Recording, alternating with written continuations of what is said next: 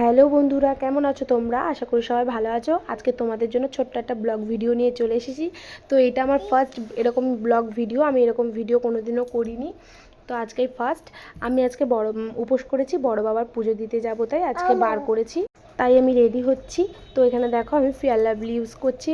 অনেকে আমাকে বলে যে ফেয়ার লাভলি ব্যবহার করবে না, মুখ খারাপ করে দেয়, কিন্তু সত্যি কথা বলতে আমি ছোটোবেলা থেকেই ফেয়ার লাভলি ইউজ করি। আর আমি ছোটোবেলার থেকে মাঝে একবার ছেড়ে দিয়েছিলাম, তো আবার ইউজ করি, আমার মুখে স্যুট খায়।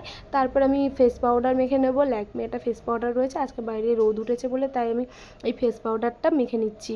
এই ফেস পাউডারটা তো নিউ, এটা সূর্যের যে অতিবেগুনি রশ্মিটা আছে সেখান থেকে প্রোটেক্ট করবে, তাই জন্য এই ফেস পাউডারটা মেখে নিচ্ছি। তো এই ফেস পাউডারটা মেখে আর কিছুই নেই, আইলাইনার তো আমি পরি, আমার আইলাইনারটা খুবই ভালো লাগে।